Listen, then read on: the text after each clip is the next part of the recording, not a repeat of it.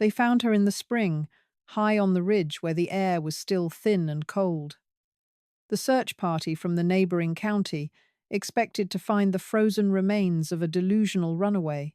Instead, they found a 15-year-old girl sitting by a warm, crackling hearth, sipping pine needle tea in a cabin structurally unyielding against the white hell outside.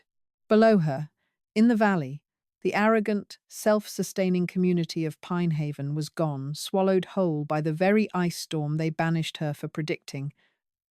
They called her crazy. They called her a hysterical child.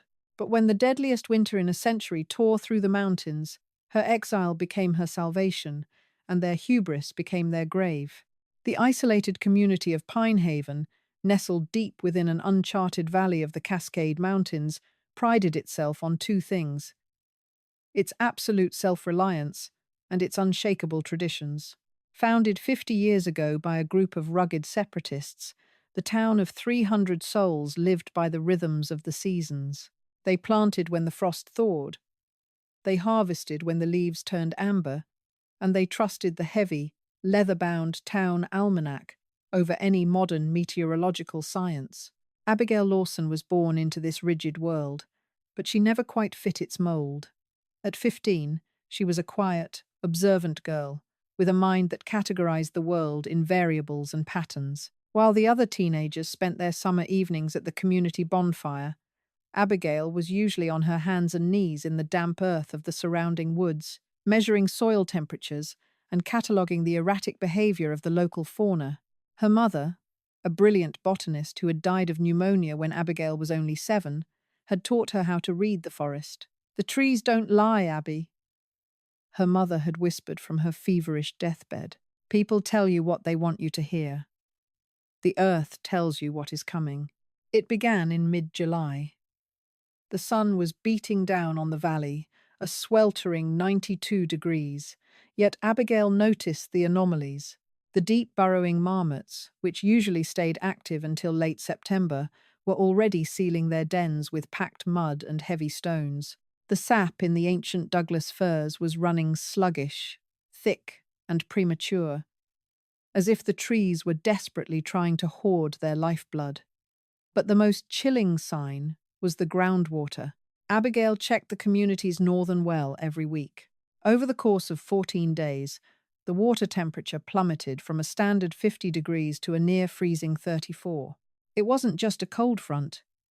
It was an atmospheric collapse, a freak subpolar shift that the old almanac couldn't possibly account for. Abigail spent her nights under the dim light of a kerosene lamp, furiously calculating barometric pressure drops, charting the jet stream anomalies she caught via a smuggled, battery-powered shortwave radio she kept hidden beneath her floorboards. The data painted a terrifying picture. A hyperstorm, a stationary, localized blizzard of unprecedented magnitude was forming, and the valley's bowl-like geography would trap it directly over Pinehaven. It would hit in late August, and the temperatures would drop to 40 below zero within hours. Armed with her charts and a trembling resolve, Abigail attended the Sunday town hall meeting.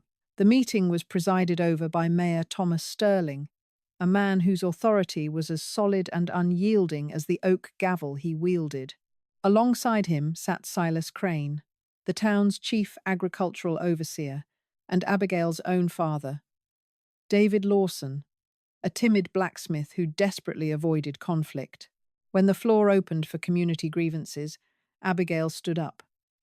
Her small voice echoed in the cavernous, timber-framed hall. She laid out her findings: the soil temperatures, the animal behavior, the radio broadcasts, warning of shifting polar vortexes. She pleaded with the council to start chopping double the winter firewood immediately, to reinforce the roofs of the communal food storage, and to insulate the town's water pipes. A heavy, suffocating silence fell over the room. Then, Mayor Sterling chuckled. It was a rich, patronizing sound that ignited a ripple of laughter throughout the hall. "Abigail, sweetheart," Sterling said, leaning heavily on the podium. "It is the middle of July. I was sweating through my shirt just walking to this hall. We have followed the almanac for 50 years, and the almanac predicts a mild autumn. The almanac is wrong, Abigail protested, her face flushing crimson. The jet stream is collapsing. If we don't reinforce the cabins, the snow load will crush the roofs. If we don't insulate, the frostbite will take our limbs before we can even light the fires. Silas Crane stood up, glaring at her. David, he barked at her father. Control your daughter. Her mother had these same hysterical fits, claiming the soil was too acidic to plant corn back in 14. We had a bumper crop that year. Abigail looked at her father, her eyes pleading for an ally. David Lawson looked down at his boots, his hands wringing his cap. Sit down, Abby, he mumbled. You're embarrassing us. She didn't sit.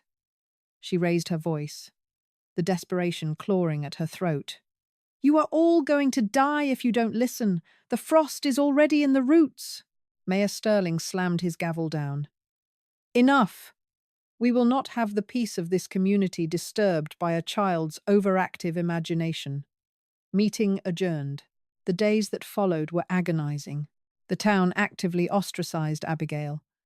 Parents pulled their children away when she walked past. Whispers of crazy Lawson girl trailed her through the dusty streets. But Abigail couldn't just watch her neighbors march blindly toward their own demise. If they wouldn't prepare, she would force them to. Under the cover of a moonless night, Abigail broke into the communal supply shed. She wasn't stealing for herself. She was trying to save them. She began dragging heavy rolls of tar paper insulation and stacking them against the walls of the town's central infirmary. She took axes and began aggressively chopping at the communal woodpile, trying to split the massive logs into faster-burning kindling, working until her hands bled and blistered. Her frantic, desperate plan was to board up the infirmary windows herself, to create at least one safe, hyper-insulated bunker for the children and the elderly when the freeze hit. But she wasn't quiet enough. The sharp thwack of the axe echoed through the still, muggy air. A lantern flared to life on a nearby porch. It was Silas Crane. Hey! What in God's name are you doing? Crane roared, racking around into his shotgun as he marched toward the infirmary. Within minutes, half the town was awake. They found Abigail covered in sawdust and sweat, a hammer in one hand and a roll of tar paper in the other, standing defensively in front of the infirmary. To the sleepy, agitated townspeople, she didn't look like a savior. She looked like a vandal. She looked like a lunatic, trying to board up a hospital in the dead of summer. The emergency town council meeting convened at dawn. There was no laughter this time. The air in the room was thick with anger and hostility. This goes beyond childish disruption, Mayor Sterling declared, his face flushed with righteous indignation. This is sabotage. You attempted to hoard community resources and vandalize our medical center. In Pine Haven, the community survives together, or not at all. You are a threat to our order, Abigail. I was trying to insulate the walls, Abigail screamed, tears of frustration finally spilling over. The temperature dropped another 3 degrees last night. Look at the sky. Indeed, the sky had taken on a sickly, bruised purple hue, entirely unnatural for a July morning. But the townspeople were too blinded by their anger to look up. Your father cannot control you, Sterling continued, his voice cold and decisive. And we cannot afford to house a psychotic, destructive force in our midst. Our laws are clear on sabotage. Abigail's heart dropped. Banishment. It was the ultimate punishment in Pine Haven, a relic of their extreme separatist founders. Those who actively endangered the town were cast out to fend for themselves in the wilderness. It was meant to be a harsh lesson, usually lasting a few months until the offender returned, humbled and begging for readmission. You are hereby exiled from the valley of Pine Haven, Sterling pronounced, slamming the gavel. You will be escorted to the old ridge boundary. You may take what you can carry in one pack. You are not to return until the first thaw of spring. A gasp went through the crowd. The old ridge was a jagged, unforgiving cliff face 3,000 feet above the valley floor. It was barren, exposed, and entirely isolated. "Thomas, wait!" David Lawson finally spoke up, his voice cracking. "She's just a girl. She's my daughter. Send her to the outskirts, but not the ridge." "The law is the law, David," Crane spat. "Unless you want to join her?" David fell silent. He looked at Abigail, his eyes filled with a cowardly sorrow. He was choosing the comfort of the community over his own flesh and blood. At that moment, something inside Abigail hardened. The tears stopped. The panic faded, replaced by a cold, crystalline survival instinct. She realized, with terrifying clarity, that these people were already dead. They just didn't know it yet. "I don't need until spring," Abigail said, her voice eerily calm, cutting through the murmurs of the crowd. "Because none of you will be here." By noon, with a heavy canvas rucksack strapped to her shoulders, containing her mother's old wool blankets, a hunting knife, flint, her radio, and whatever dried rations she could scavenge from her kitchen, Abigail Lawson was marched out of Pine Haven. She didn't look back. The hike up to the old ridge was a grueling, torturous ascent. The trail was overgrown, choked with thorny blackberry bushes and crumbling shale that threatened to send Abigail plummeting back down to the valley at every turn. Her lungs burned as the altitude increased, and her muscles screamed in protest under the weight of her pack. But as she climbed higher, the air changed. The oppressive summer heat of the valley gave way to a sharp, biting chill. The sky above the ridge wasn't purple. It was a swirling, angry slate grey. A wind howled through the jagged peaks, carrying with it the unmistakable, metallic scent of snow. It took her 2 days to reach the summit plateau. Exhausted, shivering, and running dangerously low on water, she finally saw it through the dense, creeping fog. The outpost. It was an old logging cabin, built nearly 80 years ago by the first prospectors who tried, and failed, to tame the ridge. From the valley below, it was nothing more than a speck, assumed to be a rotting pile of timber. But as Abigail approached, she realized why the cabin was still standing after decades of neglect. It wasn't built on the mountain. It was built into it. The prospectors had carved out a shallow cave in the solid granite of the cliff face and constructed the cabin's front half outwards. The back half of the cabin was pure, insulating stone. Furthermore, the roof was pitched at an extreme, almost vertical angle, specifically designed to shed heavy snow rather than bear its weight. Abigail pushed open the heavy, reinforced door. The hinges shrieked in protest. Inside, the air was stale and smelled of dry earth, but it was dry. More importantly, in the center of the room sat a massive, cast-iron potbelly stove. Its chimney pipe routed directly through a fissure in the rock face above. She dropped her pack, her hands trembling. This was it. This was her fortress. She didn't waste a second. The sky was darkening rapidly, and the wind was screaming against the timber walls. Abigail went to work. She spent the next 3 days in a state of hyper-focused frenzy. She gathered every dead branch, every piece of dried moss, every fallen log she could find within a mile radius, dragging them into the cavernous back half of the cabin until she had a mountain of fuel. She found an old, rusted hand pump well in the corner of the room. After an hour of frantic priming, it spat out a stream of clear, icy mountain water. She used her hunting knife to cut pine boughs, weaving them tightly into the cracks of the front timber wall to block the drafts. She layered her mother's wool blankets over the single, small window. She was operating on pure adrenaline and the haunting knowledge of what her radio was whispering to her. The static-filled broadcasts from the outside world were frantic. A supercell of freezing air, completely detached from the polar ice caps, was descending rapidly. On the evening of August 24th, Abigail stood in the doorway of her cabin and looked down at the valley. Through the heavy fog, she could just make out the tiny, flickering orange dots of the town's communal bonfires. They were celebrating the end of summer, completely oblivious to the massive wall of dark, churning clouds rolling over the peaks behind them. Then she felt it. A single, delicate snowflake landed on her eyelash. It didn't melt. The ambient temperature had plummeted 30 degrees in less than an hour.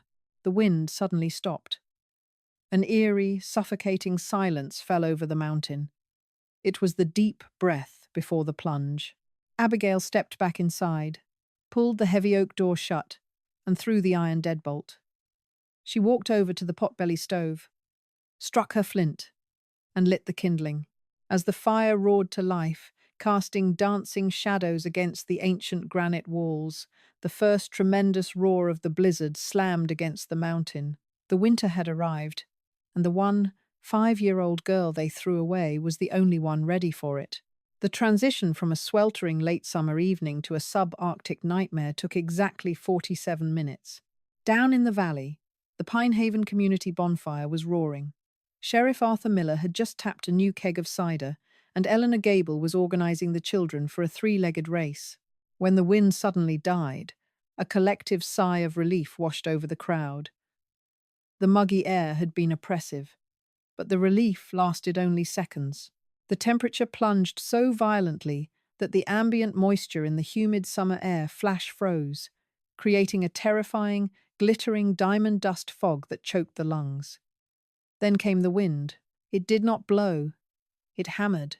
A wall of blinding, localized blizzard conditions slammed into the valley floor, instantly extinguishing the massive bonfire and plunging the festival into absolute, chaotic darkness. Panic was instantaneous.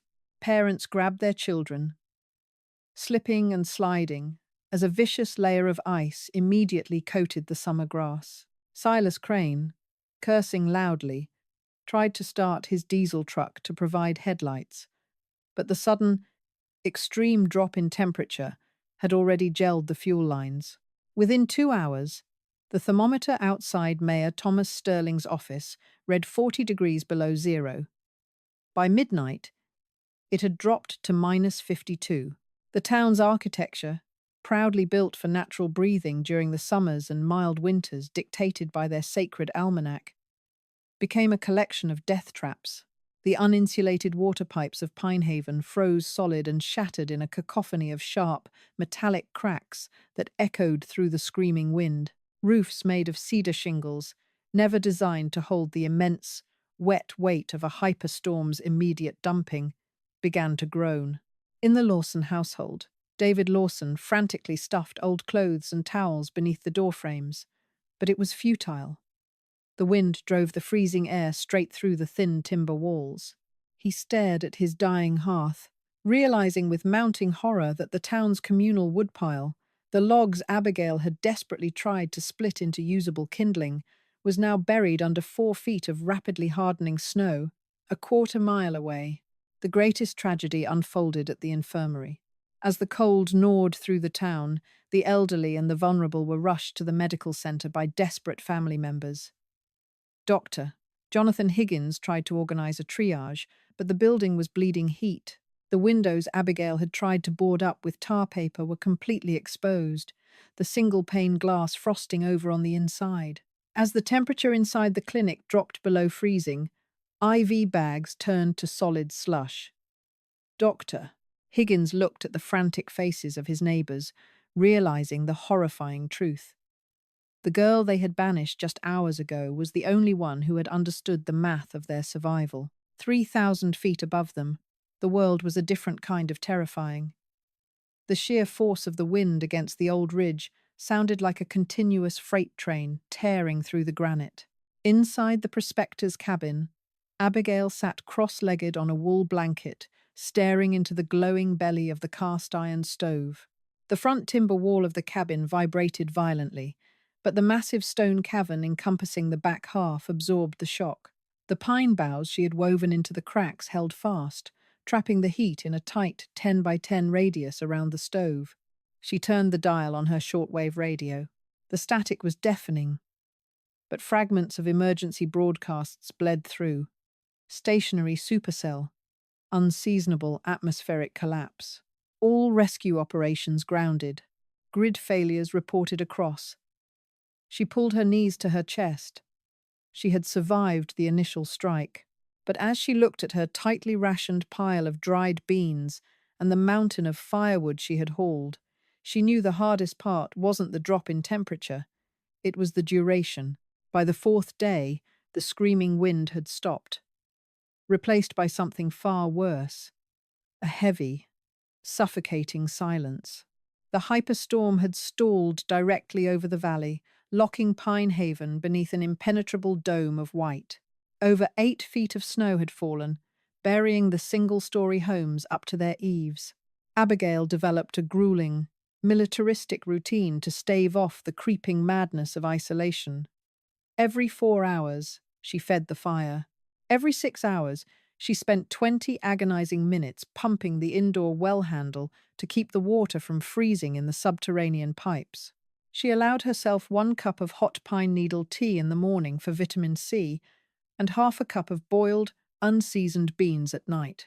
The psychological toll was heavier than the physical labor. She found her mother's old field journal in the bottom of her pack and began charting the internal temperature of the cabin, the burn rate of her wood, and her own resting heart rate. It kept her analytical mind engaged.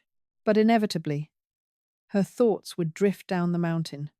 She knew the thermal dynamics of the valley. She knew the structural limits of pine roofing. She tried not to picture her father in their drafty house. She tried not to hate them for throwing her away.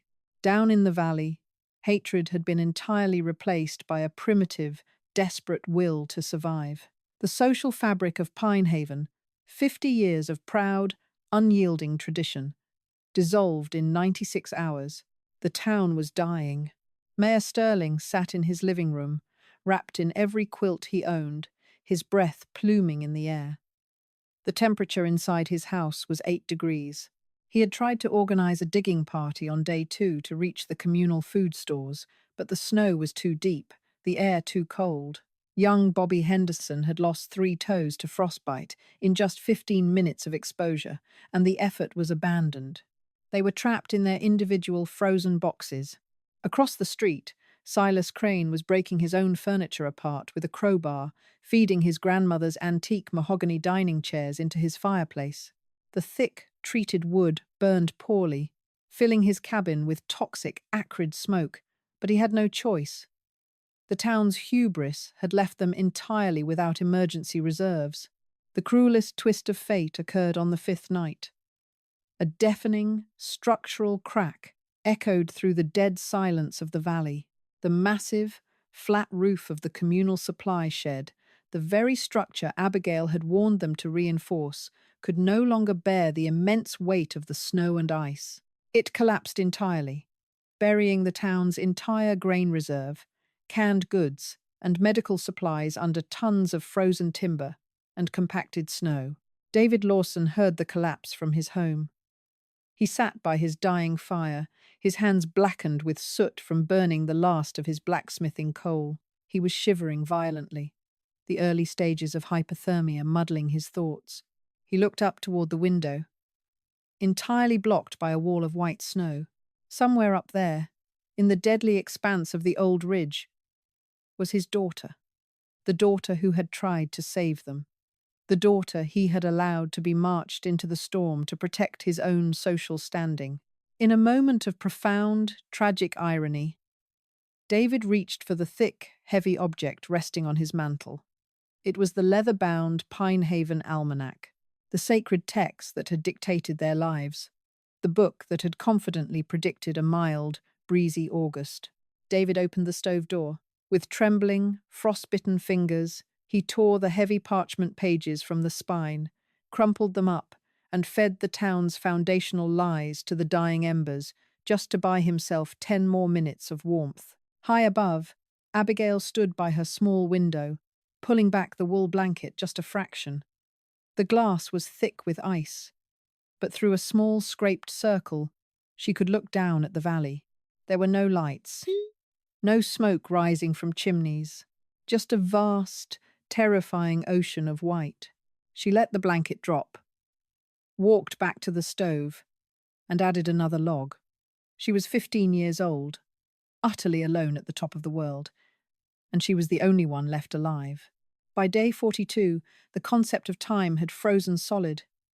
It was late October, though the calendar was meaningless in a world buried under 12 feet of compacted, concrete-hard snow. The initial shock of the hyperstorm had transitioned into a grueling, silent war of attrition. Up on the old ridge, Abigail's meticulous survival system was beginning to fray at the edges. Her rationing was flawless, but her firewood was dwindling faster than she had calculated. The ambient temperature outside hovered stubbornly at -30. She was spending 20 hours a day huddled within a 3-foot radius of the potbelly stove, swathed in her mother's heavy wool blankets. The isolation was a physical weight, pressing against her eardrums. She started talking to the timber walls just to hear a human voice, her words hanging in the freezing air as white vapor. The turning point came when she tried to build a heat reflector, dragging heavy stones from the cavernous back half of the cabin to stack behind the stove. She accidentally dislodged a massive, loose slab of shale near the rear wall. It crashed to the dirt floor, kicking up a cloud of ancient, dry dust. When the dust settled, Abigail noticed something impossible. The dust wasn't settling straight down. It was drifting outward, pushed by a faint, steady draft coming from the dark cavity where the shale had been. She grabbed a burning branch from the stove and approached the hole. It was a narrow fissure, barely wide enough for her shoulders, cutting deep into the granite. But the air breathing out of the crack wasn't the bone-chilling sub-zero wind of the mountain. It was distinctly, miraculously warm, heart-pounding. She squeezed through the opening. The tunnel went back about 15 feet, before opening into a small, natural limestone cavern. The air here was damp, heavy, and smelled strongly of sulfur and ancient earth. She held her makeshift torch higher. The walls were lined with a thick, glittering black substance, pitch. But more importantly, in the center of the cavern, a small, bubbling thermal spring wept from the rock, pooling in a shallow depression before draining away into the dark. It was a geothermal vent. The prospectors hadn't just built their cabin against the rock for insulation. They had built it here because the mountain itself was bleeding heat. The ambient temperature in the secret cave was easily 50 degrees. It was a subterranean oasis. Abigail sank to her knees by the warm pool and wept. For the first time in 6 weeks, she could take off her gloves without her fingers going numb. She had found her salvation. Down in the valley, however, salvation was a forgotten word. Pinehaven had devolved into a subterranean nightmare. The town was entirely entombed. To survive, the desperate residents had begun digging tunnels through the massive snowdrifts, connecting the structurally sound homes like a colony of doomed ants. They lived in complete darkness, hoarding the meager warmth of shared body heat. The social hierarchy had collapsed the day Mayor Thomas Sterling died. It wasn't the cold that took him, but a massive coronary infarction, brought on by the sheer terror and stress of his failing authority. When they buried him in a snowbank behind his own parlor, Sheriff Arthur Miller tried to take charge, but a badge meant nothing to starving people. The community's vaunted unity shattered. Families retreated to their basements, guarding their remaining scraps of food with rusted hunting rifles. Sarah Jenkins, a young mother, was caught stealing a single can of peaches from the Miller household to feed her emaciated 6-year-old. Before the storm, it would have been a scandal. Now, Arthur Miller practically threw her out into the freezing snow tunnels, threatening to shoot her if she returned. And then there was David Lawson. Abigail's father was a ghost of a man. The guilt of abandoning his daughter had consumed his mind entirely. He sat in the dark corner of his frost-coated living room, gnawing on a piece of dried leather cut from his own boot. He had begun to hallucinate. He heard Abigail's voice in the creaking of the frozen timbers, warning him over and over about the frost in the roots. He had survived the cold, but he was losing his mind. By December, the silence of the valley was broken by a new, horrifying threat. Silas Crane, the man who had demanded Abigail's exile, had become the valley's most dangerous resident. Paranoid and fiercely protective of a secret stash of kerosene he had hidden beneath his floorboards, Crane had barricaded himself in his basement. He trusted no one, not even the people tunneling through the snow to beg for a drop of fuel to melt drinking water. On the night of December 14th, Sheriff Miller and two other men broke through the ice wall into Crane's basement, desperate to confiscate the kerosene for the surviving children. A violent scuffle broke out in the pitch black. A heavy iron crowbar swung wildly, striking Crane's lit kerosene lantern. The lantern shattered against the dry, untreated timber of the basement staircase. In a normal winter, a house fire is a tragedy. In Pinehaven, trapped beneath a 10-foot dome of compacted ice and snow, it was an apocalyptic event. The fire ignited the ancient, dry wood instantly, but because the snowpack on the roof was so incredibly thick, the fire couldn't break through to the open air. Instead, the house acted like a sealed furnace. The flames sucked all the available oxygen from the connected snow tunnels. Within minutes, thick, toxic black smoke began billowing through the subterranean network, pouring into the basements of the neighboring houses. Panic erupted. The townspeople couldn't flee to the surface. The snow above them was impenetrable. They were trapped in a maze of their own making, choking on the acrid smoke of Silas Crane's burning hubris. Families blindly clawed at the ice walls, screaming in the suffocating darkness, the heat of the subterranean fire melting the snow tunnels and causing catastrophic cave-ins of heavy, wet slush. 3,000 feet above, Abigail was sitting in her warm geothermal cave, tinkering with the internal wiring of her shortwave radio. She had managed to splice a copper wire to the cabin's external iron stovepipe, turning the entire chimney into a massive antenna. She crawled back out to the main cabin to check the window. She rubbed the ice away from the glass. Her breath hitched. Down in the valley, the pristine, endless sea of white snow was glowing. A sickly, pulsing orange aura was illuminating the snowpack from beneath. It looked as if the earth itself was bleeding fire. She knew instantly what was happening. The town was burning from the inside out. Abigail rushed to the radio. She flipped the power switch, the battery draining dangerously fast. She spun the dial, ignoring the local frequencies and aiming for the long-wave emergency channels. CQ, CQ, emergency, she yelled into the static, her voice cracking. This is Abigail Lawson. I am broadcasting from Pinehaven Ridge. We have a mass casualty event. The valley is buried and on fire. CQ, CQ. Is anyone out there? Static. Just the endless, mocking hiss of the dead airwaves. She tried again, tears of sheer panic streaming down her face. Please! There are 300 people trapped under the ice. They are suffocating. This is an SOS from Pinehaven. For 10 agonizing minutes, she broadcasted into the void. She was about to give up, her battery indicator flashing a desperate red, when a sharp crackle broke through the speaker. Repeat. KD7, Alpha, Tango. I copy a faint signal. Who is this? Abigail scrambled for the mic, nearly dropping it. Yes, I hear you. This is Abigail Lawson. I'm trapped on the old ridge above Pinehaven Valley in the Cascades. The town is buried under a hyperstorm and they are burning underground. The voice on the other end was deep, calm, and laced with absolute shock. Good God! Kid, this is William Harrison, operating out of Bend, Oregon. I hear you. But, kid, that's impossible. It's not impossible, Abigail screamed. Look at the satellite. You have to send rescue helicopters. Abigail. William Harrison's voice was grim. The State Emergency Management Agency called off the search for Pinehaven weeks ago.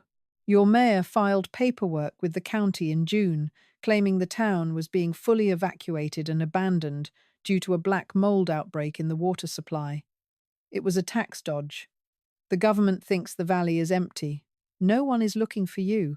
The words hit Abigail like a physical blow. Mayor Sterling's final lie, designed to keep the town utterly isolated from state oversight, had effectively erased them from the map.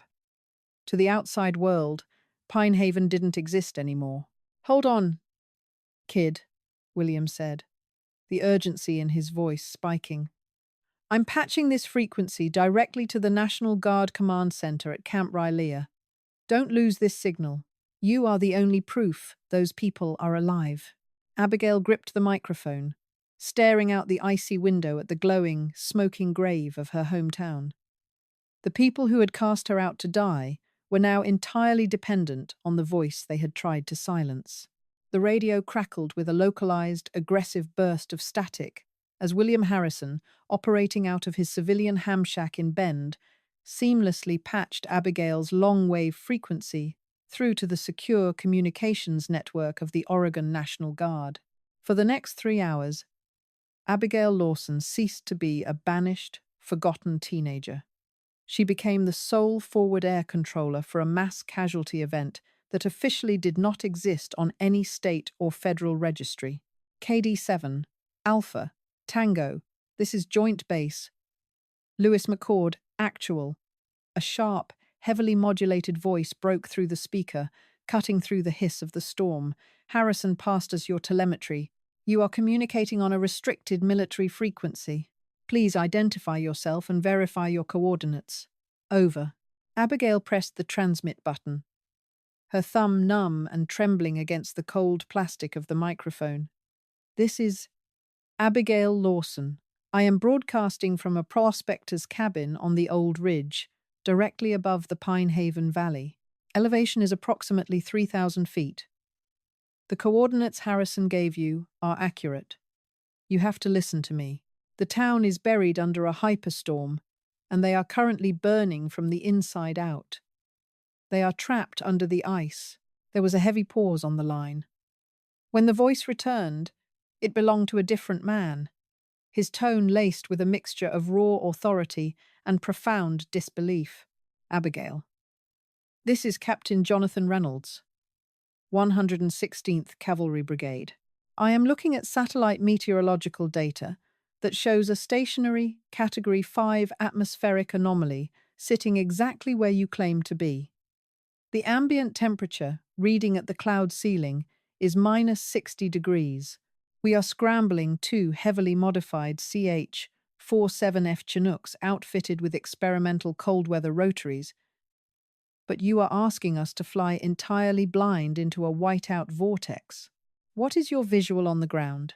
"The valley is an active sinkhole," Abigail reported, her voice remarkably steady despite the frantic, bird-like beating of her heart. She was kneeling by her small, frosted window, using the sleeve of her mother's wool sweater to wipe the rapidly accumulating ice away from the glass every few seconds. "A subterranean fire started about an hour ago. It is melting the compacted snowpack from the bottom up. The entire ice dome covering the valley is glowing orange. If you try to put down in the valley basin, the downdraft from your rotors will shatter the structural crust and bury whatever is left of the survivors in a 10-foot avalanche of wet, freezing slush." "Copy that," Reynolds replied, the tension palpable in his transmission. "If the basin is compromised, where do we put these birds down, kid? We are carrying 22,000 pounds of machinery and a 20-man extraction team.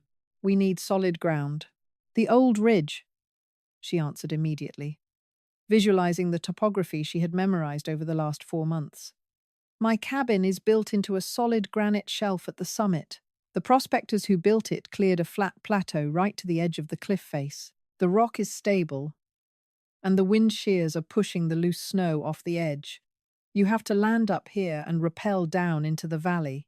The logistical nightmare facing the military was staggering. They were flying into 50 below zero crosswinds to rescue an estimated 300 civilians trapped in a toxic, melting snow maze. In the cockpits of the approaching Chinooks, Chief Warrant Officer Matthew Caldwell was fighting the controls of his massive aircraft just to keep it airborne. The hyperstorm was not just a blizzard. It was a localized atmospheric collapse. The barometric pressure was so low that the helicopter's altimeters were struggling to provide accurate readings. Thick, heavy rime ice was accumulating on the windshields, and the leading edges of the rotor blanes faster than the internal heating elements could melt it off. "Captain, we have zero visibility," Caldwell barked into his headset, his eyes locked on the glowing green dials of his instrument panel. "We are relying entirely on the girl's radio signal for a vector. If she loses power, we are going to fly this rig straight into the side of the mountain." Down below, the situation had deteriorated from a localized emergency into an apocalyptic horror. Silas Crane's burning home, ignited by a shattered kerosene lantern and fueled by a massive, illegally hoarded diesel generator, had acted as a colossal underground furnace. Because the fire was starved of proper ventilation, it burned incredibly hot and incredibly dirty. The intense thermal output had catastrophically altered the microclimate beneath the 12-foot ice dome. The main snow tunnels, painstakingly dug by the townspeople over 3 agonizing months, began to sweat, then drip, and finally collapse entirely. The heavy, waterlogged ice caved in on itself. Those initial cave-ins inadvertently saved dozens of lives by violently punching exhaust vents through to the surface, allowing the suffocating, toxic, black carbon monoxide to escape into the screaming blizzard above. But the resulting physical environment was a freezing, watery hell. Because the earth beneath the town was frozen solid, the melted snow had nowhere to drain. Within 45 minutes, the basements of Pinehaven were flooded with 3 feet of 33-degree slush. Sheriff Arthur Miller, trapped in the darkness of his own flooded cellar, was trying to organize a human chain to keep the elderly above the rising waterline. He was screaming until his vocal cords bled, but the roar of the fire consuming the neighboring structures drowned out his orders. The pride of Pinehaven, their unyielding belief in their own rugged independence, had been reduced to desperate animals clawing at melting ice walls in the pitch black. By 0400 hours, the silence on the mountain was shattered. Inside the prospector's cabin, Abigail felt it before she heard it. The ancient timber walls of her sanctuary began to vibrate, a deep, rhythmic thrumming that rattled the cast-iron door of her potbelly stove. Then came the sound, a monstrous, heavy thumping that cut through the endless, howling shriek of the wind like a physical blow. She dropped the radio microphone, rushed to the heavy oak door, and threw back the iron deadbolt. She grabbed her emergency kerosene lantern, struck a match to the wick with trembling fingers, and stepped out into the lethal cold. The wind instantly stole the breath from her lungs. The diamond dust snow pelted her exposed face like ground glass. She held the lantern high above her head, an impossibly small beacon against the crushing darkness of the hyperstorm. Out of the swirling charcoal-grey clouds, 2 massive shadows descended. The CH-47 Chinooks were terrifying in their scale, their twin rotors churning the blizzard into a blinding, chaotic vortex. The exhaust ports on the engines glowed a brilliant white-hot in the freezing air, casting eerie, shifting shadows across the jagged granite peaks. As the lead helicopter banked and hovered directly over the cleared plateau, the sheer, concussive force of the downdraft hit Abigail. It was like standing behind a jet engine. She was immediately thrown backward, her boots slipping on the slick rock. She dropped to one knee, desperately wrapping her free arm around the sturdy timber post of her porch awning to anchor herself, holding the lantern steady with her other hand. The massive machine touched down, its rear landing gear slamming hard onto the frozen granite shelf with a grinding crunch that vibrated through the soles of Abigail's boots. The second Chinook flared and touched down 20 yards away, the coordinated precision of the pilots an absolute marvel against the chaotic fury of the storm. Before the engines even began to spool down, the rear hydraulic ramp of the lead chopper dropped open, bathing the snow-covered plateau in the harsh, red tactical lighting of the cargo bay. Dozens of heavily armored rescue personnel, clad in bulky, state-of-the-art extreme weather thermal gear and carrying heavy coils of climbing rope, poured out onto the ridge. They moved with aggressive, practiced efficiency, immediately securing the perimeter and driving titanium pitons into the granite to establish anchor points. Captain Reynolds stepped off the ramp last. He was a tall, imposing man, his face obscured by a thick neoprene mask and heavy, polarized goggles that were already rimed with frost. He unclipped a heavy flashlight from his tactical vest and sprinted toward the single, flickering orange light of Abigail's lantern. He stopped short when his flashlight beam cut through the snow and illuminated her. Reynolds had spent the last 3 hours talking to a tactical savant on the radio. He had expected to find a seasoned park ranger, a grizzled off-grid survivalist, or at the very least, an adult. Instead, the beam of his light revealed a 15-year-old girl. She was swathed in layers of oversized, moth-eaten wool blankets, her cheeks burned raw by the wind, her eyes wide and exhausted. Behind her stood a perfectly intact, hyper-insulated cabin, completely unbothered by the storm that had just nearly ripped his $20 million aircraft out of the sky. "You're Abigail?" Reynolds shouted, his voice barely carrying over the deafening, synchronized roar of the idling turbine engines. He pulled his goggles down, his eyes wide with genuine, unfiltered shock. "I am!"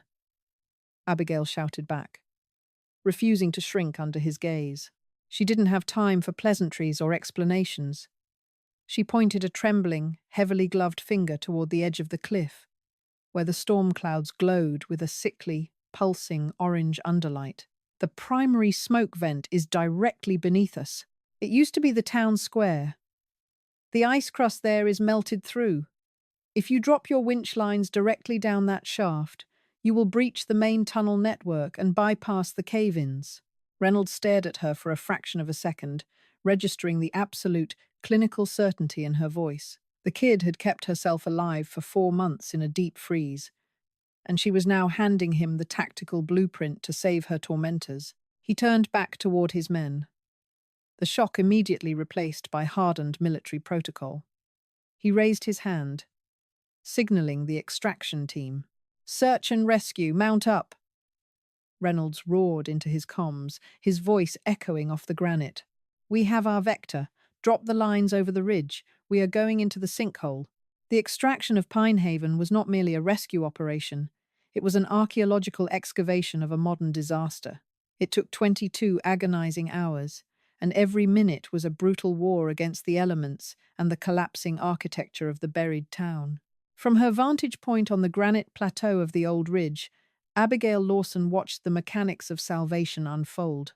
The two CH-47 Chinooks, their massive tandem rotors roaring against the 50 below zero wind, idled on the frozen rock. Under the command of Captain Reynolds, the soldiers of the 116th Cavalry Brigade did not hesitate. They secured thick, reinforced static lines to the heavy titanium winches of the aircraft and tossed them over the sheer 3,000-foot cliff edge. Sergeant Tom Hayes, a veteran of high-altitude extractions, was the first to go over the edge. As he rappelled down into the swirling, charcoal-grey abyss, the heat radiating from the valley floor hit him like a physical wall. The subterranean fire that had started in Silas Crane's basement had fundamentally altered the microclimate beneath the ice. The pristine, concrete-hard snowpack had been transformed into a decaying, glowing dome of wet, heavy slush. When Hayes breached the primary smoke vent, the jagged, melted hole, directly above what used to be the town square, he didn't drop into a winter wonderland. He dropped into a flooded, toxic cavern. "Command, this is Hayes." His voice crackled over the radio, the transmission laced with heavy static and the ragged sound of his own breathing through a filtered respirator. "I'm inside the perimeter. It's worse than the girl reported. The ambient air temperature down here is actually above freezing, but the water... God, the water is everywhere." The structural reality of Pinehaven's doom was horrifying. The heat from the burning timber of Crane's home had melted thousands of tons of snow directly above it. Because the ground below was frozen solid, the runoff had nowhere to go. The subterranean tunnel network the desperate townspeople had dug over the past 3 months had effectively become a massive, enclosed plumbing system, funneling near freezing water directly into the basements where the survivors were huddled for warmth. They were not just suffocating from the thick, black smoke. They were drowning in a freezing, claustrophobic labyrinth. Specialist Rachel Bowman dropped in seconds after Hayes, her helmet-mounted floodlight cutting through the acrid smoke. "I have visuals on civilians," Bowman reported, her voice tight. "East Quadrant, what used to be a residential structure. It's completely caved in, requesting immediate medical payload drop." What the rescuers found beneath the ice was an apocalyptic underworld that shattered the myth of Pinehaven's self-reliance. The once proud, isolated community, which had arrogantly trusted a leather-bound almanac over atmospheric science, was a collection of starving, soot-covered ghosts. Sergeant Hayes waded through waist-deep, 33-degree water into the flooded cellar of the town's infirmary. There, he found Dr. Jonathan Higgins. The doctor, once a pillar of the community's stoic pride, was a broken man. He was frantically trying to keep a group of 8 children elevated on a makeshift raft built from dismantled wooden pews and hollowed-out medical cabinets. Higgins was severely hypothermic, his lips stained a bruised purple, his hands trembling violently as he clutched a dead, battery-operated lantern. "Take the children," Dr. Higgins rasped, his voice barely a whisper as Hayes approached. "Take them first." The water. It rose so fast. The extraction process was agonizingly slow.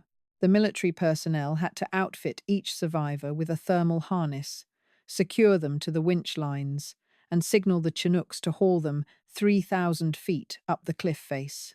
Every ascent risked triggering a secondary collapse in the decaying snow dome. The rescuers pushed deeper into the labyrinth, following the pulsing orange glow of the dying fire. When they reached the perimeter of Silas Crane's property, they uncovered a secondary, devastating twist to the tragedy. Crane hadn't just accidentally started the fire with a shattered lantern. Sergeant Hayes, cutting through a collapsed wall with a thermal torch, found the remains of a massive, industrial diesel generator. Crane, the man who had aggressively championed Abigail's banishment to protect the community's resources, had secretly hoarded a generator and hundreds of gallons of fuel. In his paranoid isolation, he had been running it in a poorly ventilated subterranean space. The carbon monoxide had likely killed him days before the lantern even shattered. The fire had merely been the inevitable ignition of the highly combustible, fuel-soaked environment he had created in his greed. The very man who enforced the town's strict communal laws had doomed them all through catastrophic, selfish hoarding. His house, the epicenter of the inferno, had completely collapsed into a deep, boiling crater of mud and ash. Silas Crane was never found. 3,000 feet above the nightmare, the old ridge had been transformed into a frantic, high-altitude triage center. The cargo bays of the Chinooks were heated to 80 degrees, serving as mobile emergency rooms. Abigail Lawson did not wait inside her warm cabin. She stood on the edge of the landing zone, wrapped tightly in her mother's heavy wool blankets, her face illuminated by the harsh, rotating strobe lights of the military aircraft. She watched as the winch cables strained, hauling the shattered remnants of her hometown out of the abyss. As the survivors were pulled over the lip of the cliff, they collapsed onto the hard granite. They were unrecognizable. Men and women who had confidently laughed at Abigail in the town hall just 4 months ago were now emaciated, covered in a thick layer of toxic black soot, coughing up dark phlegm. Their fingers were blackened with necrotic tissue from severe frostbite. Abigail moved silently among the medics. She didn't offer words of comfort. She offered the brutal, practical efficiency she had honed over months of isolation. She carried canteens of hot, mineral-rich water from her geothermal spring, handing them to the shivering soldiers to distribute. She brought out the last of her dried rations. She moved with the cold, calculated precision of someone who had long ago accepted the math of survival. Sheriff Arthur Miller was pulled up just after dawn.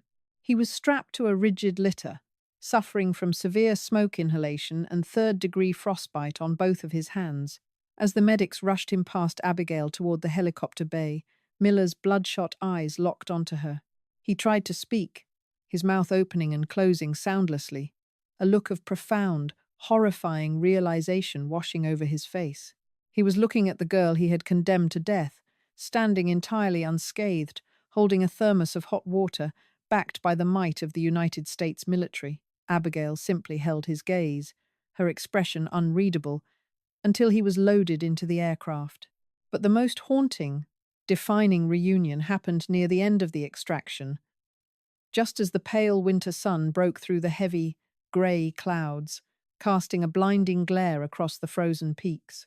Sergeant Hayes breached the ridge, signaling for the medics to assist with the heavy payload he had just escorted up the line. Two medics rushed forward, grabbing the thermal harness and hauling a frail, shivering figure onto the solid rock. It was David Lawson. Abigail stopped in her tracks. Her breath hitched, catching in her throat, sending a sharp, cold pain down to her lungs. She stared at the man on the ground. He looked 20 years older. His hair, once a thick, dark brown, had turned entirely white. His face was hollowed out. The skin stretched tight over his cheekbones like parchment. His hands were wrapped in thick, bloody bandages, the undeniable marker of severe, tissue-killing frostbite. David collapsed onto the granite, coughing violently, a wet, rattling sound that spoke of fluid in his lungs. He lay there for a moment, his cheek pressed against the freezing rock, gathering the strength simply to open his eyes.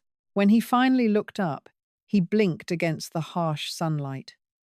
His gaze swept past the massive military helicopters, past the soldiers barking orders, and settled on the small figure standing 10 feet away.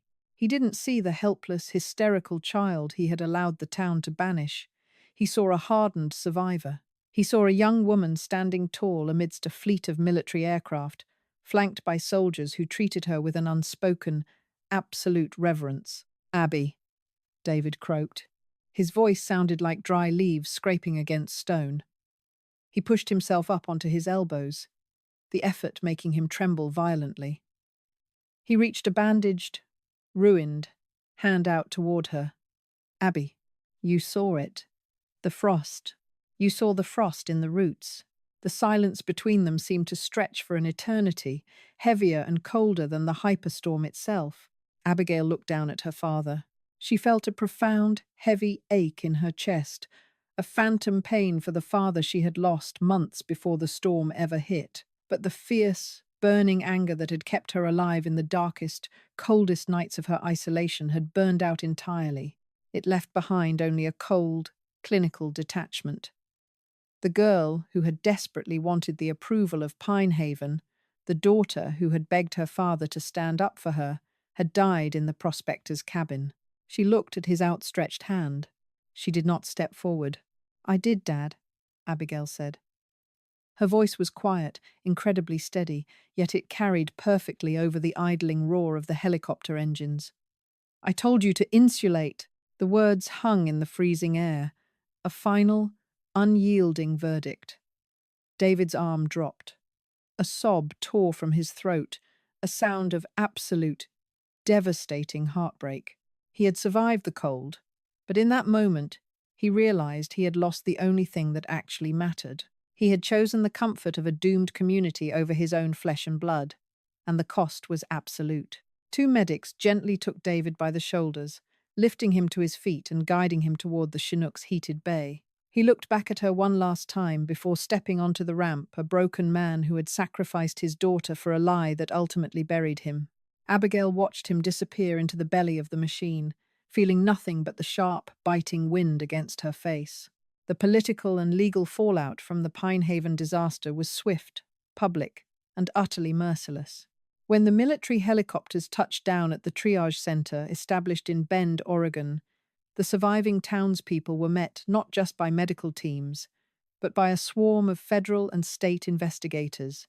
The sheer scale of the tragedy demanded immediate accountability.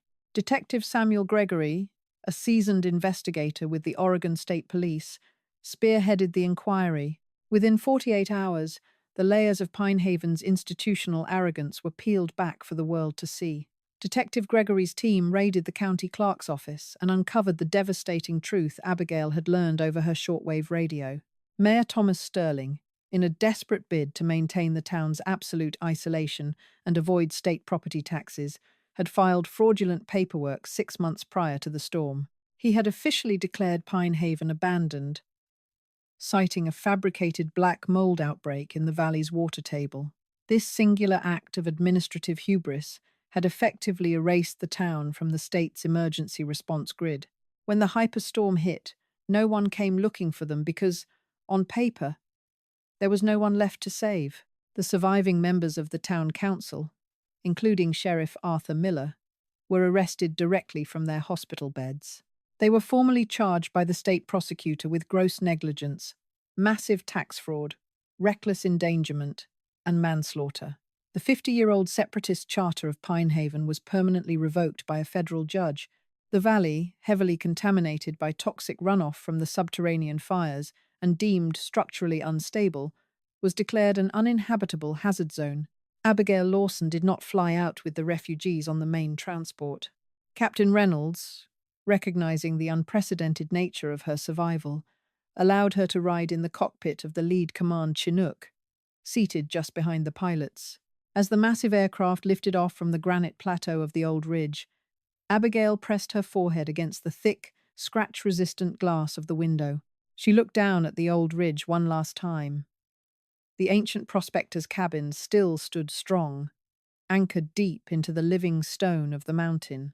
It looked small, almost insignificant against the vast, brutal expanse of the Cascade Peaks, but it was the only structure in a 100-mile radius that had defied the white hell. A thin, grey wisp of smoke from the hidden geothermal vent drifted lazily from the iron chimney pipe, a quiet testament to the fire beneath the ice. Below the cabin, the valley of Pine Haven was a dark, flooded, rotting graveyard of splintered timber and frozen hubris. The town was entirely erased from the earth by the very winter they swore would never come. Abigail closed her eyes as the helicopter banked hard to the west, leaving the mountains behind. She was headed toward the coast, toward a new life and a full academic scholarship quietly arranged by the state governor's office. She was leaving her past behind, but she knew the truth. She hadn't just survived the mountain, she had conquered it, and she would never, ever let anyone tell her what the weather was going to be again. They found her in the spring, high on the ridge where the air was still thin and cold, but Abigail was no longer there. The search party sent by the state to officially map the ruins of Pine Haven found the prospector's cabin standing perfectly preserved against the retreating snow.